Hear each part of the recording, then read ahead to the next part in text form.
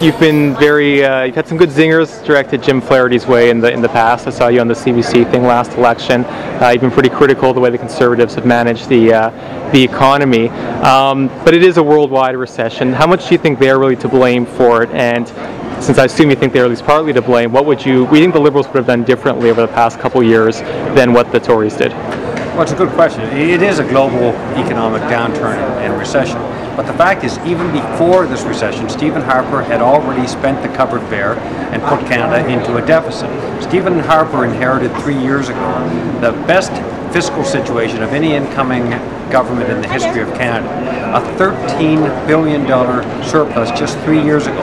And over a period of 3 years, he increased spending by 25%. At the same time, he cut the GST by 2 points, which is $13 billion of lost revenue every single year.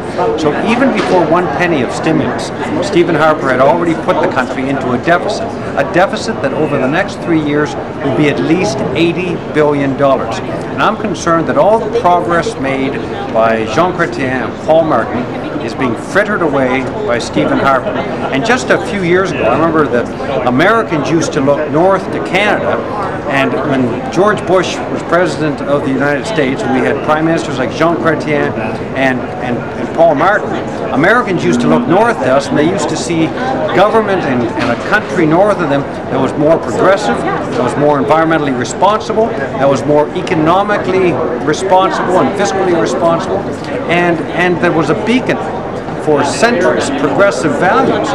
And now in Canada, we have Canadians looking south to Barack Obama, wistfully, wishing we had somebody here who was smart, visionary, socially progressive, environmentally responsible, and economically innovative. And they do have someone like that in Canada, but it's not Stephen Harper, it's Michael Ignatieff. So we're looking forward to giving Canadians the opportunity to move on, to embrace the future in the same way that Americans have moved on from George Bush. Canadians are ready to move on from Stephen Harper. International trade critic now, right? Yes. Excellent. So on that file, the Conservatives have signed some free trade deals with Colombia, Peru. They're talking to the EU. So do you think they've done a decent job, or what are the areas you think need some work on that? I think it's important to diversify our trading relationships as a country, and I do believe in deepening our trade relationships in the Americas.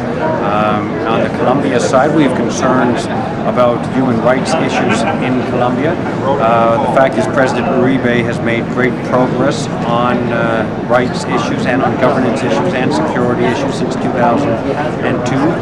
The challenge in Colombia is the paramilitaries and the guerrillas, both of whom are funded by the narco economy. And one of the best ways to help the Colombian people move ahead is to give them economic opportunities that aren't connected to the drug trade.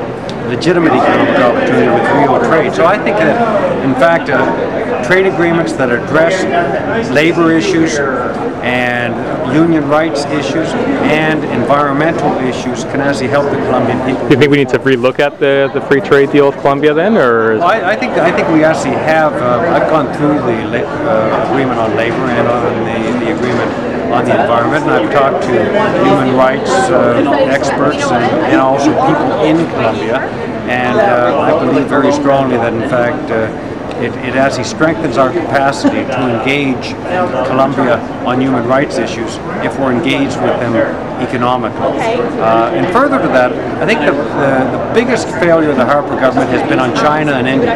Both Jean Chrétien and Paul Martin, in fact, going back to the Liberal Party to Pierre Trudeau, recognize the importance of China, and the fact is that the only thing Pierre Trudeau and Richard Nixon agreed on was the engagement of China and the opening up of China. Stephen Harper has neglected India, and he has spurned China.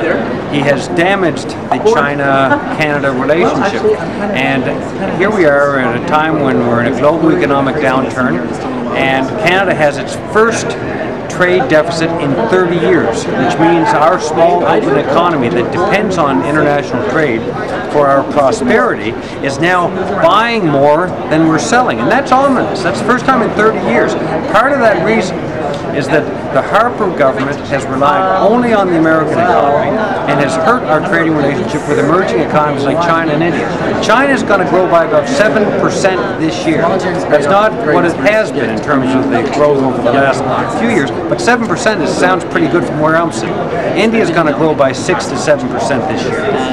We need to deepen our trading relationships with those countries. They need our commodities. They need our energy. They need our clean energy solutions. We need to make Canada the clean energy partner that can help China and India get the energy they need and at the same time protect the environment and fight climate change.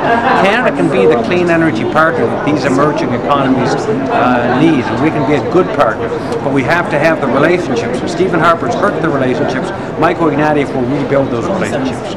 Excellent. And the final thing I'll ask you then, what's the quick 30-second, 1-minute pitch? We've had a lot of criticism of what the Conservatives have done in the past, but looking forward on the economy, people care about it obviously. What would the Liberals do going forward that the Conservatives won't in the next election? We're going to get the economy back on track. We're going to ensure that Canadians have smart leadership that is visionary and courageous. We're going to bring socially progressive policies together with economically innovative policies and environmentally responsible policies. There's only one party that can do that. The NDP don't understand the economy. The Conservatives don't understand the environment. There's only one party that understands the economy and the environment. There's only one pan-Canadian party that understands the importance of social progress and the Charter of Rights and Freedoms. It's the Liberal Party. We are the party that best reflects modern Canada. We are the party that best reflects the multicultural masterpiece that Canada has become, because we help make it that. And we have a responsibility to move forward with the kinds of innovative policies that the Liberal Party has introduced to Canadians in the past, whether it's multiculturalism, the Charter of Rights and Freedoms, Medicare, the Canada Pension Plan. It was the Liberal Party. And in the 21st century, it's going to be a Liberal Party that gets this economy back on track and makes Canada a global leader once again. Hey, thanks a lot.